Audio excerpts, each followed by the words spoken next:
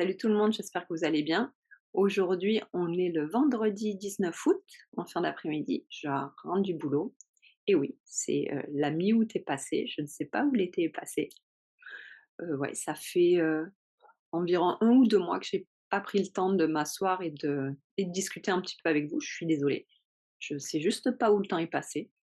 Je- J'imagine que beaucoup d'entre vous sont comme moi. Vous hallucinez que c'est déjà presque la rentrée. Et oui, l'été, le temps doit passer 2 fois plus vite ou je sais pas quoi, mais ouais, voilà. Donc j'avais quand même pas mal de choses à vous raconter. Je ferai un épisode, tricot, fibres, tout ça, plus tard dans la semaine. Je vous le promets, bientôt, d'ici une sem ouais, dans la semaine. Je ferai aussi un épisode du projet EPIC, mon projet de crochet sur ma couverture de température, où je tricote, 1 carré de température tous les jours. Ça continue à avancer, ça continue à bien avancer. J'adore regarder vos projets, même si, depuis le début de l'été, j'ai passé très, très peu de temps sur les réseaux sociaux, sur Instagram qui est le seul réseau social que j'ai.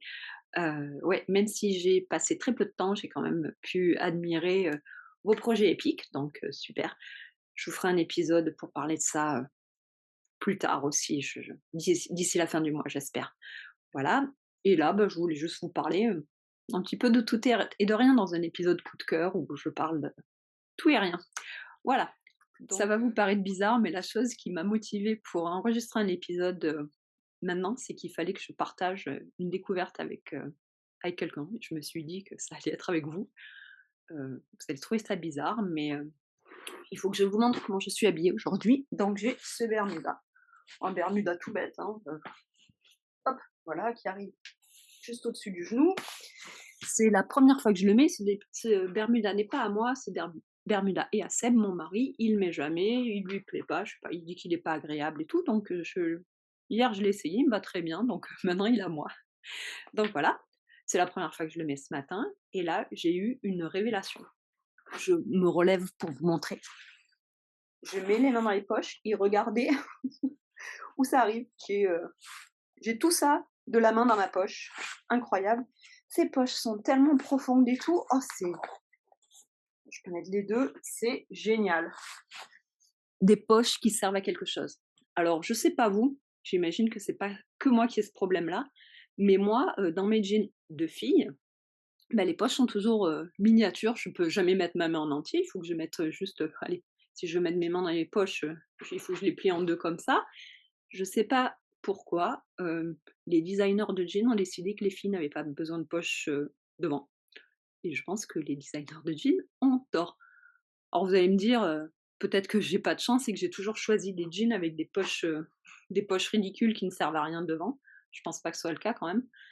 Mais voilà, donc oui, depuis ce matin, j'ai les mains dans les poches, c'est génial. J'ai même pu mettre mon téléphone, oui, parce que moi, dans mon jean, mon téléphone ne rentre jamais. Ouais, donc j'ai eu la révélation et qu'est-ce que je vais faire ce week-end? Je vais prendre tous mes jeans et je vais changer les poches. C'est peut-être une idée vraiment biscornue, mais on verra. Mais en tout cas, je vais essayer. Donc là, j'ai pris un jean à moi, juste pour vous montrer. Hop, la taille de la poche. Regardez, et si ça, c'est pas une blague, regardez cette taille. Hop, je mets ma main, voilà, ben, hein, si je veux, voilà, c'est fini. Bon, j'arrive au bout, alors que dans l'autre, ça allait jusque là, hein, dans celui que j'ai dessus. J'ai pris un pantalon à Seb, premier qui venait du placard, et là, ben voilà, je peux mettre la main jusqu'au fond, quoi. La poche est grande. Tiens, la poche est jolie d'ailleurs. La poche est grande et tout. Donc, et puis bon, une poche, ça m'a pas l'air super compliqué aussi. Donc, ce que je compte faire, je vais peut-être massacrer tous mes jeans. C'est pas grave. Je me dis que ça va marcher. Ce que je compte faire, je compte découdre ici. Ah, bien sûr, j'ai pris le jean avec la poche noire, comme ça vous allez pas voir. Bon, ben là, il y a une couture. Je compte défaire cette couture, mettre un autre carré de tissu plus long, prendre le gabarit par exemple sur cette poche-là, voilà, découper, et juste recoudre une bande de tissu pour avoir une grande poche et pour pouvoir enfin mettre mes mains dans mes poches. Et puis en plus, je peux faire ça avec du joli tissu, j'imagine. Parce que bon là c'est noir. En général, les poches sur mes autres jeans, les poches sont blanches. J'aurais pu choisir un jean plus représentatif. Oui, celui-là est vert avec des poches noires, les autres sont bleus avec des poches blanches. Mais bon, c'est bon, tout le monde a des jeans, vous savez de quoi je parle. Donc voilà. une micro-poche, une vraie poche et pourquoi? Pourquoi? Pourquoi est-ce que toujours il faut que notre vie soit plus compliquée que celle des gars? Vous voulez me dire? Moi, si j'ai quelque chose à mettre dans ma poche, ben, il faut que j'ai un sac parce que j'ai des trop petites poches. Seb, lui, il se promène toujours sans sac, il a toujours tout dans ses poches. Voilà, toujours, il faut que notre vie de fille soit toujours plus compliquée. La mienne va devenir beaucoup plus simple quand j'aurai défait toutes ces poches. Donc je vous tiens au courant. Ça va peut-être être un fiasco. Je vais peut-être, finalement ne plus avoir de poche du tout. Sans ces micro-poches, je m'en sers pas. Donc ça sera pas une grosse perte, mais dans ma tête, ça va être une super bonne idée. Donc voilà, dites-moi, est-ce que vous aussi, vous avez des jeans avec des micro-poches qui servent à rien? Est-ce que vous saviez que les gars avaient des grandes poches? Certainement. Mais voilà, moi, c'est la première fois que je mets un jean de gars apparemment et oui, oh, c'est génial. Toute la journée, les mains dans les poches. Voilà, donc je vais vous laisser, pour le moment. Là, je vais vous parler un petit peu. J'avais enregistré un segment il y a quelques semaines. Je vais l'intégrer ici à propos d'une veste, en patchwork. En contrepointe, je crois que ça s'appelle au Québec, j'ai appris le nom en français. Donc en France, je sais qu'on dit patchwork et donc en contrepointe. Donc je vais d'abord vous montrer le petit film que j'ai enregistré, précédemment pour vous expliquer ce que j'entends par, une veste en quilt et de suite après, je vous retrouve et je vais vous parler du tissu et du patron que j'ai choisi pour, le quilt. À tout de suite. Ouais. Bon. Salut tout le monde, je voulais vite fait vous parler un petit peu de couture et d'un projet, que j'aimerais bien faire. On verra si ça se réalise, mais enfin, je peux vous parler de c'est un coup de cœur. On verra si ça se concrétise ou pas. Donc aujourd'hui, je lisais le blog de Made by Rai. Je vous en ai déjà parlé, c'est pattern designer pour des projets de couture que j'aime beaucoup. Je vous mettrai le lien de son blog ici. Elle poste pas très souvent, mais j'aime bien ses posts. Et le vendredi, de temps en temps, elle va faire des Friday Faves où elle nous raconte un petit peu sa vie, où elle en est dans son processus créatif et aussi dans sa vie en général. Et aujourd'hui, elle partageait, truc que j'y avais jamais pensé, un quilted coat. Donc une veste faite avec un quilt. J'ai pris une photo ici, c'est génial. Oui, je sais, je crois que dans les années 70, ma mère en avait une et ouais, mais ouais, ça m'était jamais venu à l'idée et pourtant je trouve ça très beau. Ça m'était jamais venu à l'idée d'en faire un, d'en acheter un, mais maintenant que j'ai vu celui-là, ah bah, je suis désolée, heu, il m'en faut un. Donc j'ai passé vite fait un petit peu de temps, sur internet à taper, quilted vest, sewing pattern. Je suis tombée sur quelques trucs, mais ouais, quelque chose me plaît beaucoup. Donc rembobinons un petit peu. Vous savez, si vous me suivez depuis un petit moment, vous savez que je suis une couturière, débutante. Allez, débutante aventurière, on va dire, parce que bon, j'ai pas peur, en général, de faire des trucs, de faire des conneries, tant pis, ça se défait. Puis si ça se défait pas, ben, ça se jette et puis on en fait un autre, c'est pas la mort. J'ai jamais rien jeté, mais bon. Voilà, donc je couds avec plus ou moins de succès et en fait, avant de graduer et d'être meilleure en couture, ben, il faut juste que je pratique. Et une bonne façon de pratiquer, c'est de faire des quilts. Parce que des quilts, c'est quoi? C'est juste prendre du tissu, du coton bien épais, pas trop épais quand même, mais du coton standard, qui bouge pas, qui garde sa forme et tout. Donc dans la machine à coudre, c'est super facile à coudre. C'est des lignes droites. Et donc on apprend à coudre comme il faut, à suivre toujours la même ligne droite. On apprend à bien couper les pièces de son patron. On apprend aussi à bien ajuster les pièces de son patron pour que ce soit à la fin quelque chose de joli. Donc je pense que oui, pour s'entraîner et devenir meilleur à la couture, il n'y a pas mieux qu'un quilt. Et en plus, si le résultat final est pas terrible, là c'est pas grave, ça se voit pas parce qu'il se passe tellement de choses dans un quilt que personne va dire: «Hum, hum, le centre de ton étoile là n'est pas aligné avec le reste». Non, personne. Ou si quelqu'un va dire ça, virez-le de chez vous, hein, il a rien à faire là. Ou bien il a qu'à faire le quilt, voilà. Donc mais oui, donc les quilts, même s'il y a quelques petites erreurs, ça sera beau quand même. J'en ai fait, j'allais dire j'en ai fait 2, c'est faux. J'en ai fini un et l'autre est toujours, en train d'être fait. Il est dans un carton dans ma dans mon autre salle là-bas. Je vais vous montrer celui que j'ai fini. Alors celui que j'ai fini, il est petit. Voilà, c'est ça. Donc le patron, c'est Lone Star. C'est un patron assez classique de quilt et donc ce qu'il y a de bien, c'est qu'il était très facile, il est petit donc bah, il était plus facile à finir. Chaque pièce est quand même assez grande comme vous pouvez voir donc il y avait pas trop d'assemblage à faire. Pourquoi il y a un fil là? Non, ça va. Je croyais qu'il se décousait. Voilà, et derrière est comme ci. Donc j'ai quand même appris pas mal de choses avec ce quilt. Je suis assez contente du résultat. Je ne m'en sers pas du tout. Il est posé sur la chaise du bureau, sur le derrière de la chaise du bureau et il est juste là pour faire joli. Franchement, il est petit. Là, il est plié en 4, vous voyez, il est petit donc il sert à rien. Il sert juste à faire et il a servi à ce que je m'entraîne pour faire quelque chose de plus grand. Mais bon, donc oui et problème avec les quilts, c'est que oui, c'est très joli, mais je sais pas quoi en faire. Ouais, c'est comme je vous dis, celui-là, il est sur le derrière de la chaise et j'ai pas 10 millions de chaises aussi, à recouvert de quilts. L'autre que je suis en train de faire, ben, je pense que ça va être, un dessus de lit pour mon lit, mais je suis en train aussi de me faire une couverture en crochet que j'aimerais bien avoir comme dessus de lit pour mon lit et je vais pas avoir un deuxième lit, hein. Oui, alors peut-être le lit de la chambre d'amis. OK, on verra. Vous êtes pas là pour entendre parler de ça. Donc oui, donc j'aime bien faire des quilts, mais je sais pas quoi en faire après. Une veste? Bah oui, mais pourquoi j'avais pas pensé à ça? Heureusement, Raël y a pensé pour moi.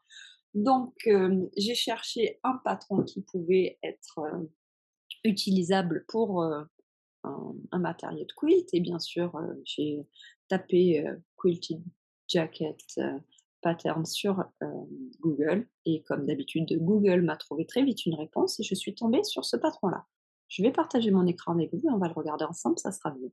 À tout de suite. Donc voici le patron que j'ai sélectionné. Donc c'est le Tamarack Jacket de Grainline Studio.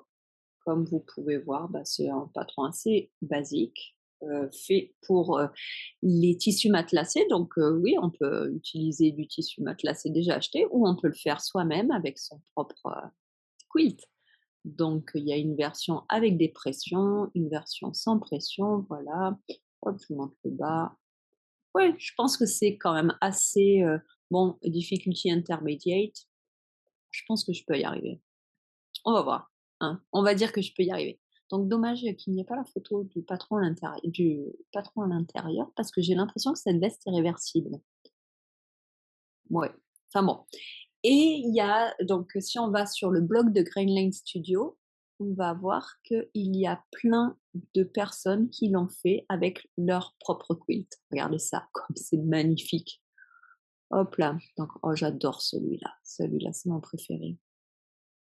J'aime beaucoup celui-ci. Je les aime tous, donc je vais pas faire, si, mon préféré c'est celui-là, mais après je les aime tous. Celui-là aussi, regardez avec les poches qui ont rien à voir, superbe.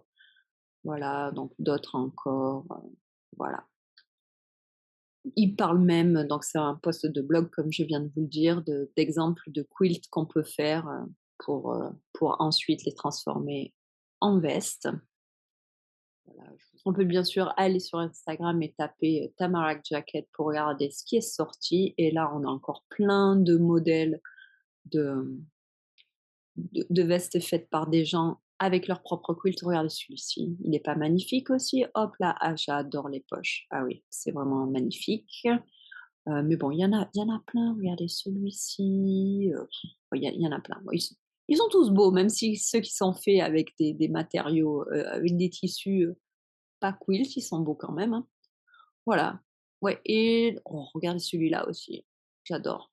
J'adore les couleurs, j'adore les petits motifs, ouais, j'adore. Donc je pense que j'aimerais bien me lancer là-dedans. Est-ce que je vais le faire tout de suite? Non, mais oh là là, je me verrais bien cet automne avec, ouais, une veste comme ça. C'est la veste d'automne parfaite. Donc on va voir si ça va se faire ou pas. Ouais, peut-être que ça sera la seule fois où vous entendrez parler de ça, de ce projet.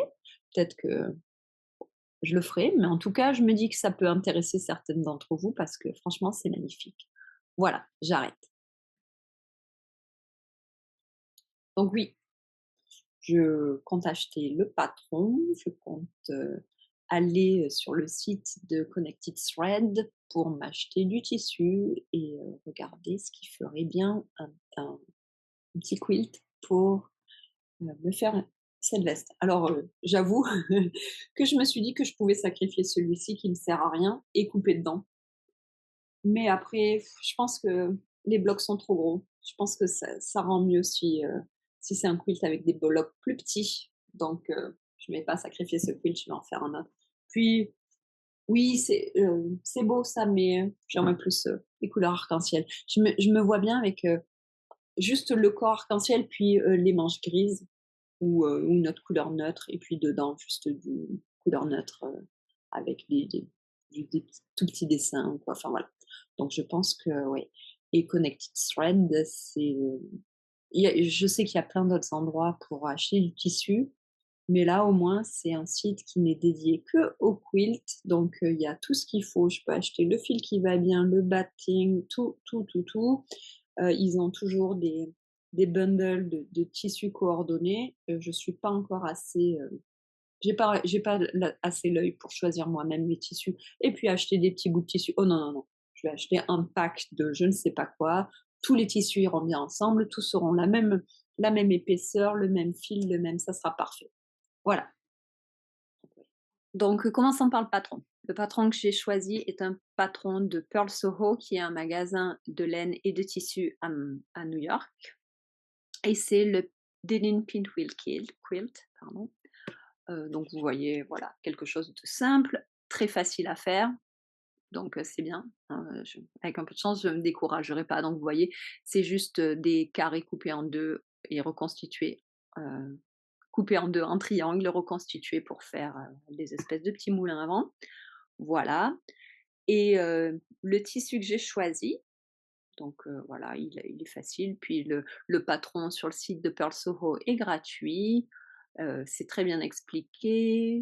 Hop, attendez, je descends juste un peu, mais oui, tout est très bien expliqué avec des photos et tout. Je pense que je vais m'en sortir. Je vois pas comment je ne pourrais ne pas m'en sortir, en sachant que ça sera mon troisième quilt.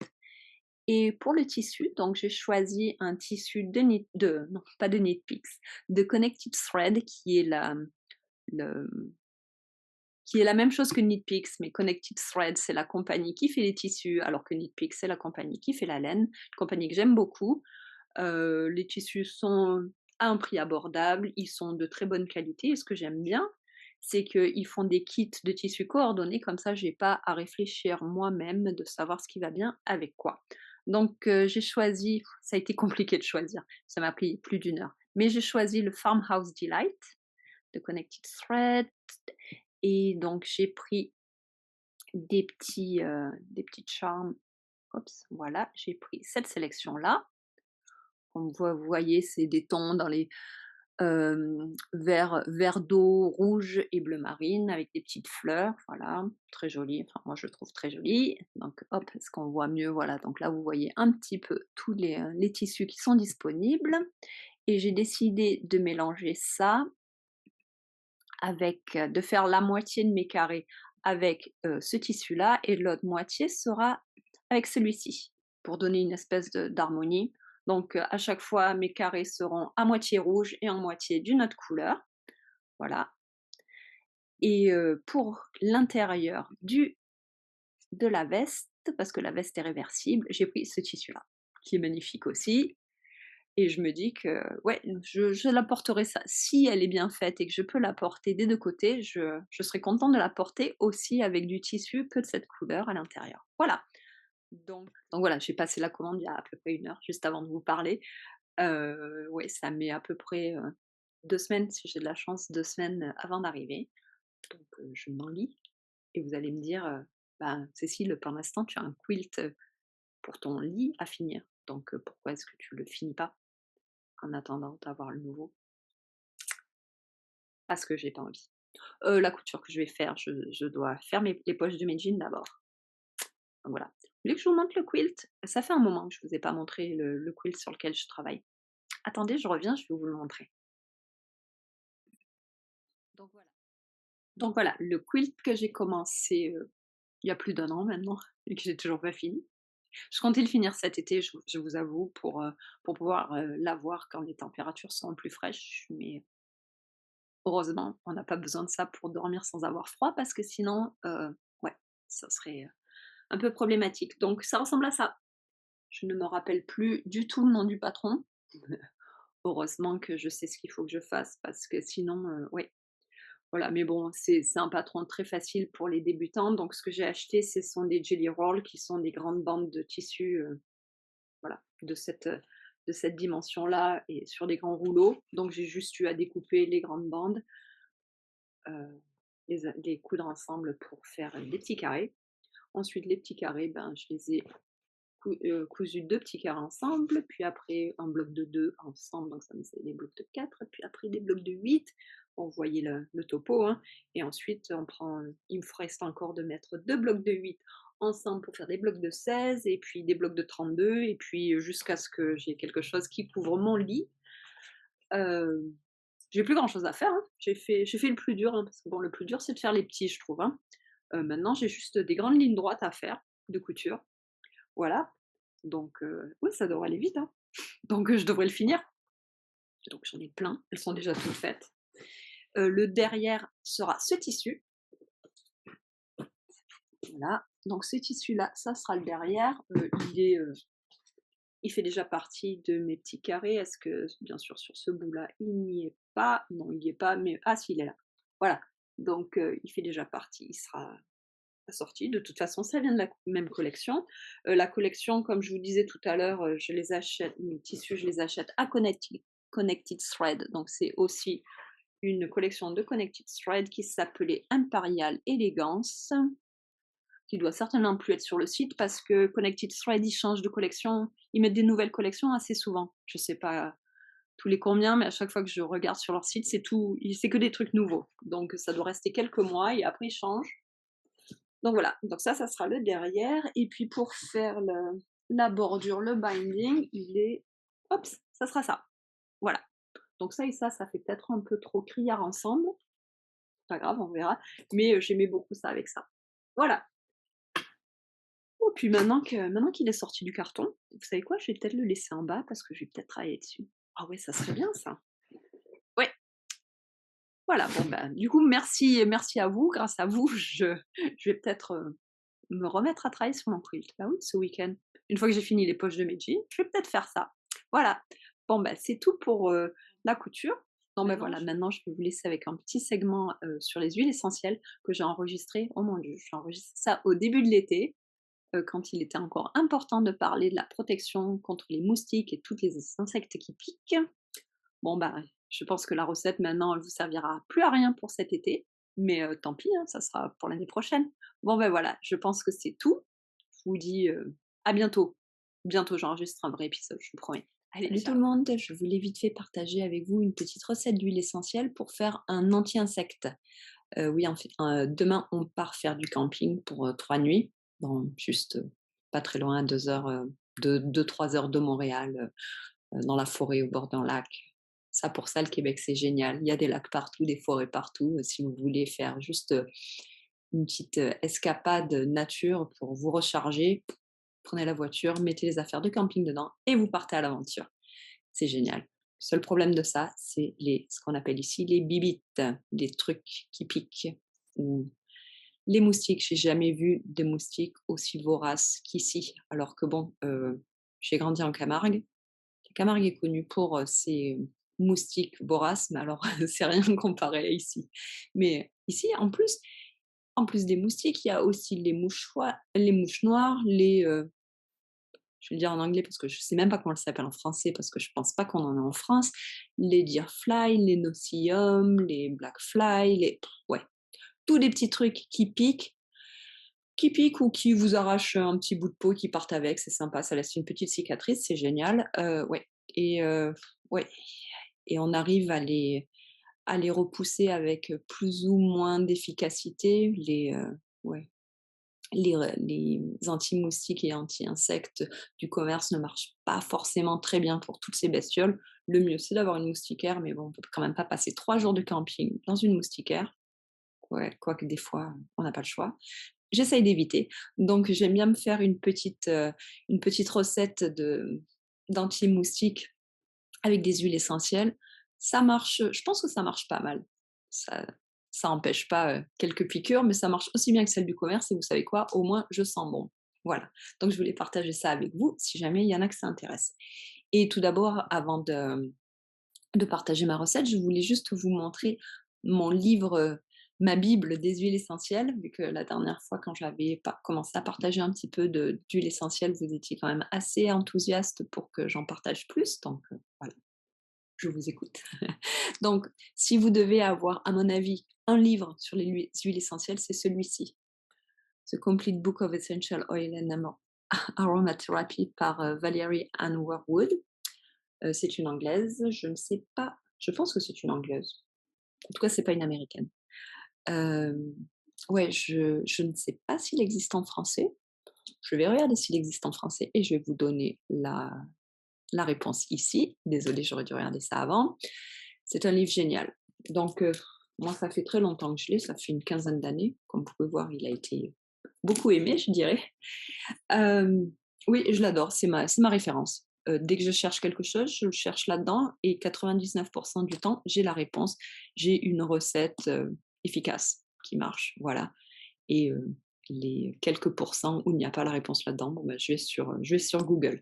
Quand j'étais, en Indiana, j'avais beaucoup plus de livres d'huiles essentielles. Quand on a bougé à Montréal, il a fallu, faire une assez grande purge, donc je n'ai voulu emmener que 2 livres, celui-ci. Et si j'avais dû en garder qu'un, ça aurait été celui-là. Et j'ai aussi gardé celui-ci, voilà, Organic Body Care Recipes par Stéphanie Tourle. Celui-là non plus, je ne sais pas s'il existe en français, mais je vous mettrai la réponse ici. Ouais, il est pas mal. Donc, beaucoup moins complet, il est juste axé sur voilà, les soins pour le corps, puisque là-dedans, il y a absolument tout. Ouais, voilà. Les recettes sont sympas, mais franchement, il y a rien que vous trouvez là-dedans que vous ne pourriez pas trouver gratuitement sur internet. C'est bon, c'est toujours sympa d'avoir un livre avec toutes les ressources. Voilà, ça, c'est mes 2 livres.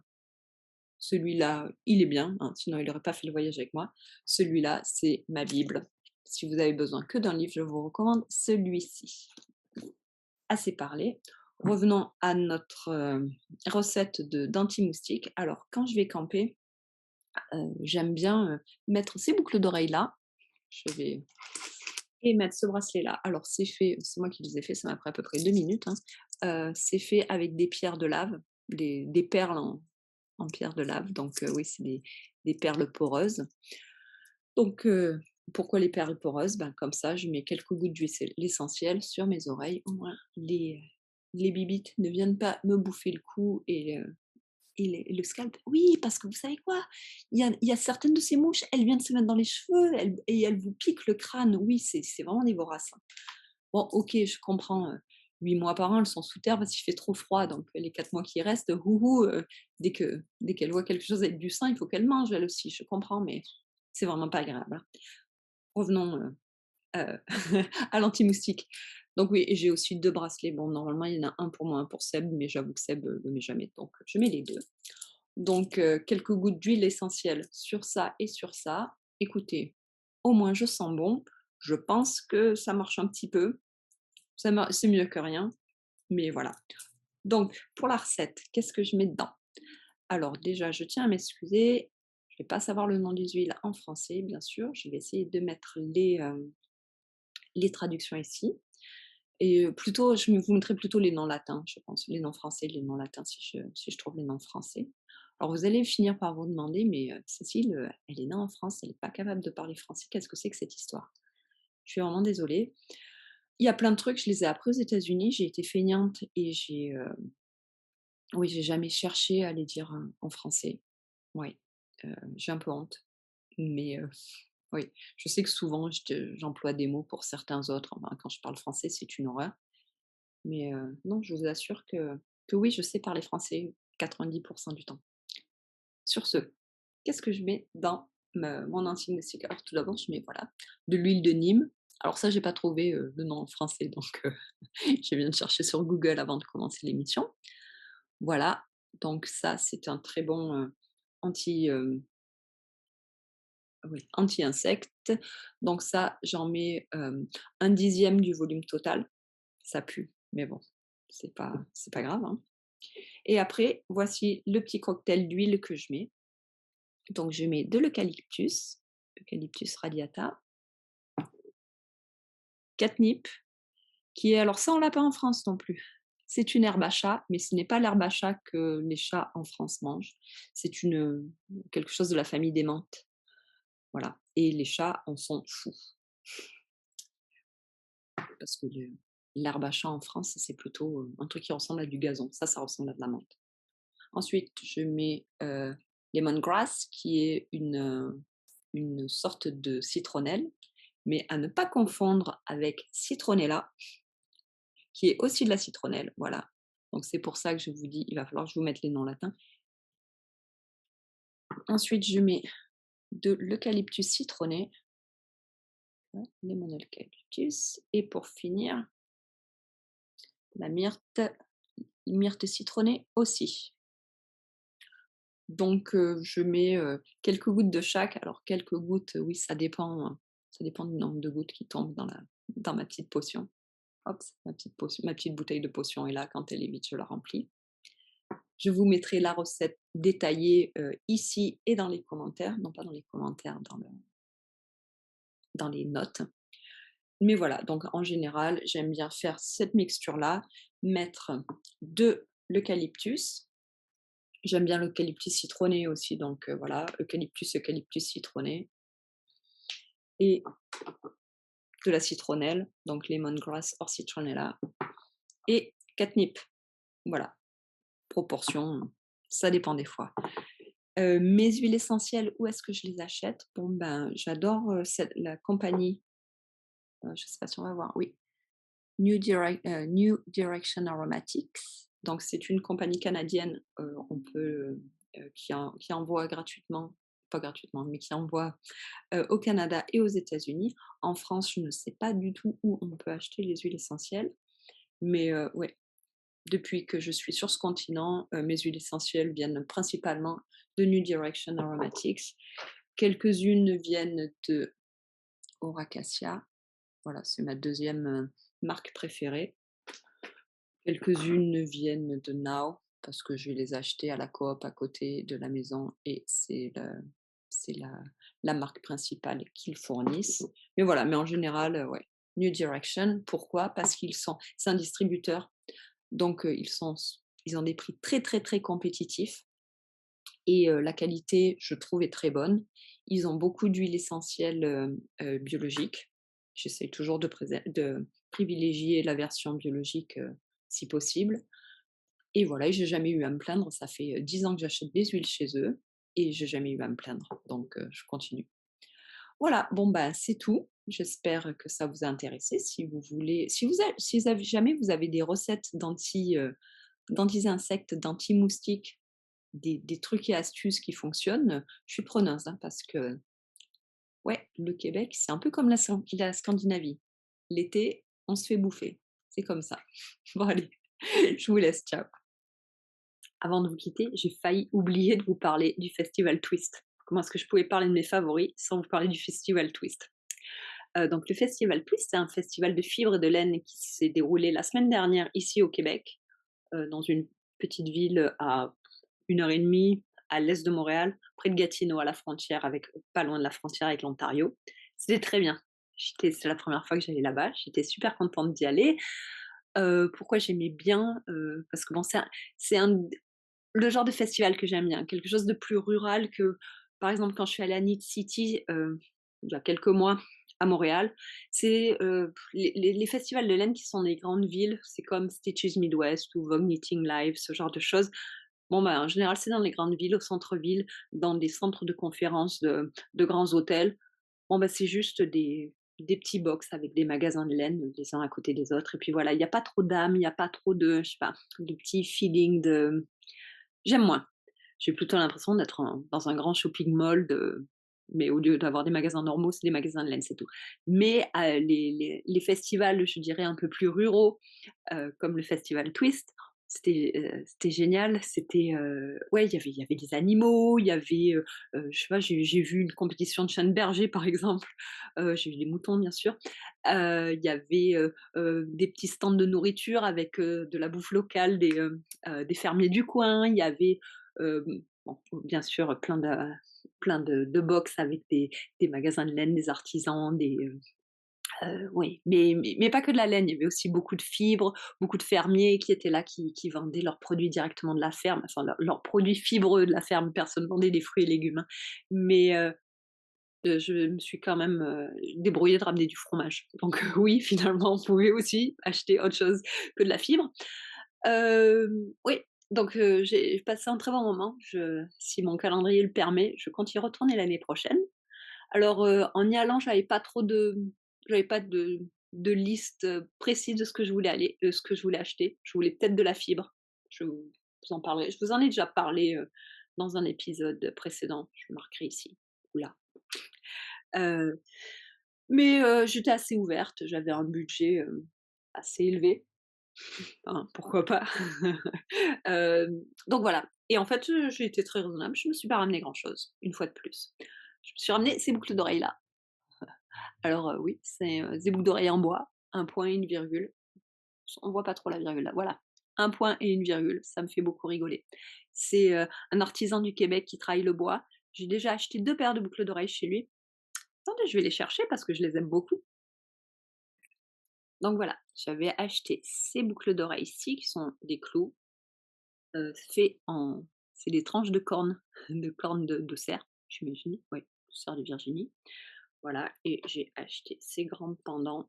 Je mets pas très souvent parce qu'ils sont un peu trop longs. Ils me tapent des fois sur les épaules et ça m'énerve, mais ils sont très beaux, et qui sont faits en érable coquille. Voilà, je les aime beaucoup. J'aime beaucoup c'est un monsieur qui fait ça et il vend ça avec sa femme. Je mettrai bien sûr les informations ici et dans les show notes comme d'habitude. Voilà, j'aime beaucoup. Ils font aussi des bols à laine, des boutons, des pins pour des châles et des trucs comme ça. Ils font plein de choses et j'aime beaucoup ce qu'ils font. Donc j'étais contente de savoir qu'ils étaient là et je leur ai acheté une nouvelle paire de boucles d'oreilles. Voilà. Ça, c'est un de mes achats. Deuxième achat, donc je vous avais dit dans un épisode précédent où je vous avais déjà parlé du festival Twist avant que j'y aille, je vous mettrai, le lien de l'épisode ici ou ici, je sais jamais avec, les flips de la caméra où ça va être, mais bon, quelque part là-haut, et je vous avais dit que j'aimerais bien trouver de la fibre noire. Pourquoi de la fibre noire?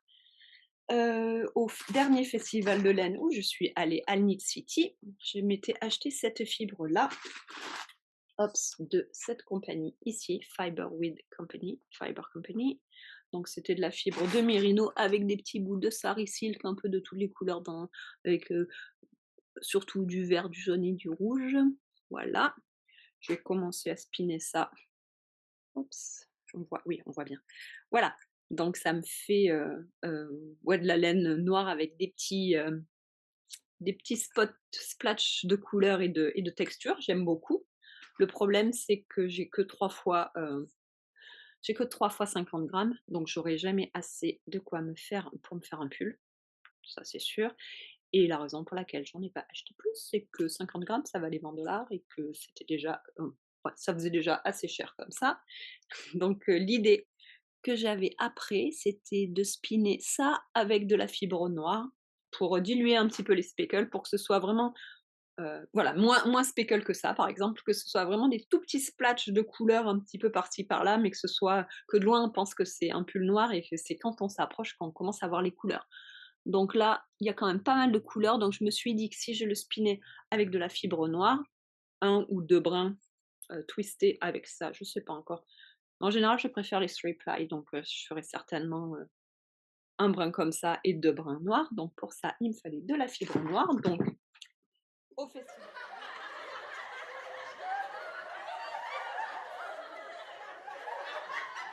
Donc oui, j'ai trouvé de la fibre noire. Ici, 1 pound de fibre noire, de mérino noir, voilà. Donc c'est de la fibre toute noire. Oh, ça va être super monotone à spinner, mais c'est pas grave. Elle est super douce, elle est, Ouais, super douce, elle m'a l'air de très bonne qualité, donc c'est du noir, c'est pas du n regardez, ouais, c'est pas du noir, 100 homogène parce que c'était, un mérino noir. C'est pas de la laine qui a été de la fibre qui a été teinte après et tout ça, 1 pound, ça m'a coûté, hop, vous pouvez pas voir, mais croyez-moi, c'est écrit là, ça m'a coûté 14 $. 1 pound de fibre de très bonne qualité pour 14 $. Est-ce que c'est possible? Ça, je ouais, ouais. Et je me suis retenue d'en acheter plus d'autres couleurs. Ils avaient des mérinos de plein de couleurs naturelles, enfin non teintées, puis après des mérinos teintés. J'ai failli m'en ramener plus, mais franchement, une fois que j'aurai spiné 1 kilo de fibres, 1 pound, 500 grammes de fibres noires, ouais, je pensais à me prendre très longtemps, donc j'avais pas besoin de m'acheter plus de fibres que ça, surtout de la fibre j'en ai. Donc l'idée, c'est de mélanger ça et ça pour me faire un pull pour cet hiver. Et c'est mon seul achat fibreux.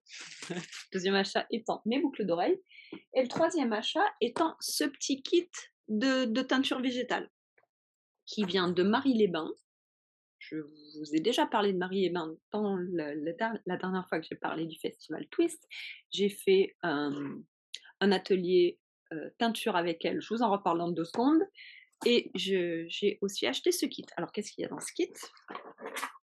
Nous avons un petit carré de soie qui a déjà été traité, mordanté, prêt à l'emploi.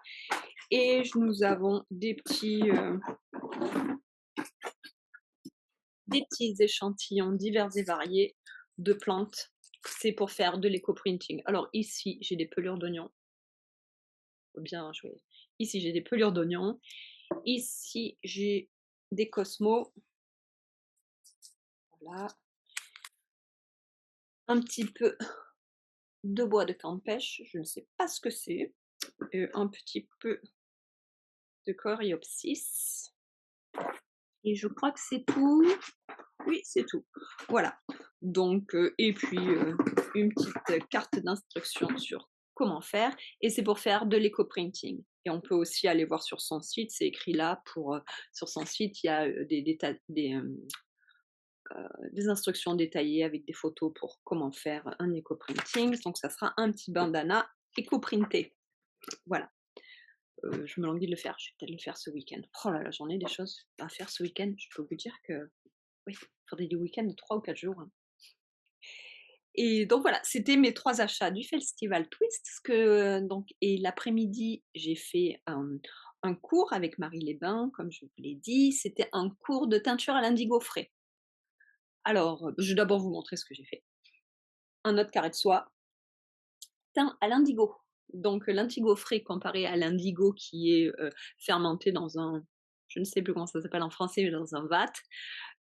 Ça donne un ton plus bleu-vert que ce bleu foncé, bleu jean qu'on connaît de l'indigo normalement. Donc voilà, c'était très marrant à faire. En gros, on a pris, un plan d'indigo, un gros plan d'indigo comme ça, coupé toutes les feuilles. On a on a écrasé les feuilles avec les mains jusqu'à ce qu'on en fasse du jus, de la soupe. On aurait dit, un peu comme des épinards ou quoi, enfin, parce que les feuilles ressemblaient à des feuilles d'épinards. Ça faisait un gros jus vert. On avait notre petit foulard en soie dans le même bol et on écrasait, on écrasait, on écrasait jusqu'à ce que la couleur sorte et puis la couleur teigne notre bandana. Alors les autres personnes dans l'atelier ont fait ça, ont obtenu une couleur homogène de leur bandana. Moi, je n'avais pas envie d'une couleur homogène, je voulais faire un petit peu un tie-dye, donc j'ai fait des nœuds.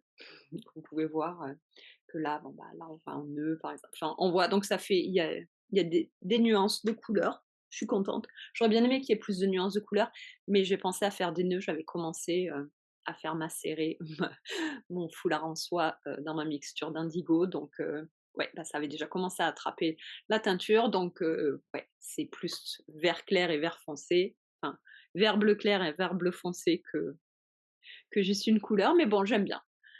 J'aurais préféré un petit peu plus de contraste, mais vous savez quoi? C'est pas grave, de toute façon, ça sera un foulard que je mettrai dans mes cheveux ou bien dans mes nattes, enfin, donc ça ira très bien. Il est très beau. Qu'est-ce que j'ai pensé de la classe? Bon, bah, je suis contente du résultat. Maintenant, soyons francs, est-ce que je reprendrai une classe avec Marie Lévin? Je suis pas sûre. Elle était très, très gentille, tout était très bien, sauf que voilà, la classe devait durer de 1h30 à 4h30 et on a fini à 3h.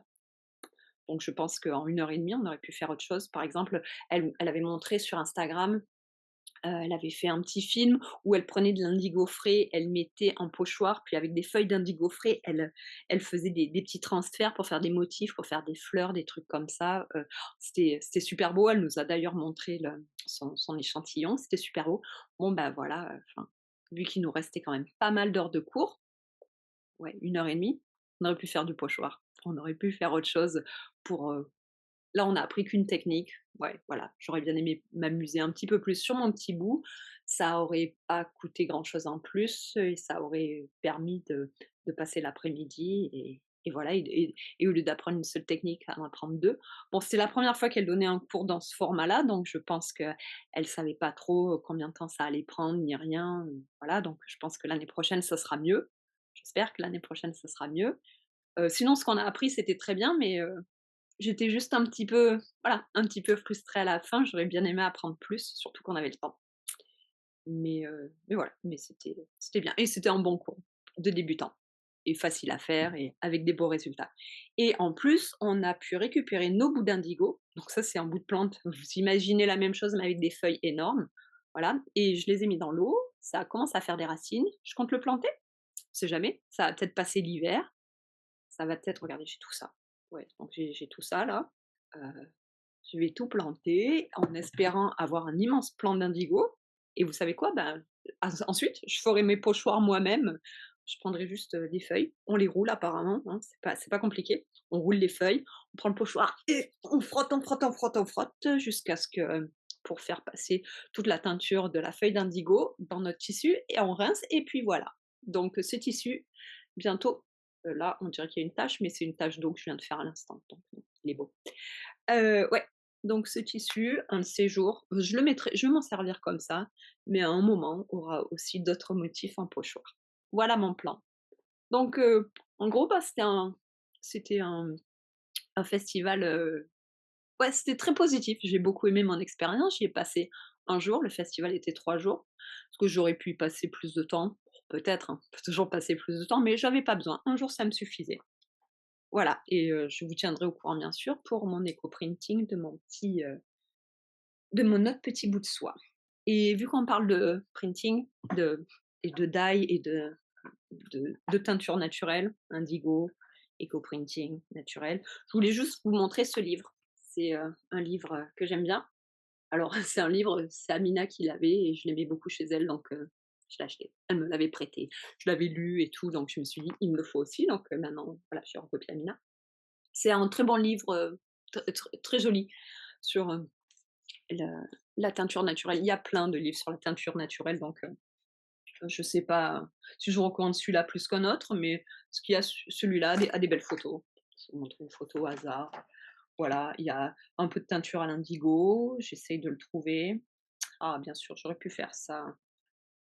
J'aurais pu mettre des marque-pages et faire ça bien, mais bien sûr que non, je ne le trouve pas, bien sûr. Bon, écoutez, vous allez me croire, il y a un chapitre sur la teinture à l'indigo, il y a ah bah tiens, voilà, là, il y a eco-printing, donc c'est là où on met, des des plantes et des fleurs et on pour avoir les empreintes après. Donc c'est ce que je compte faire avec mon petit kit.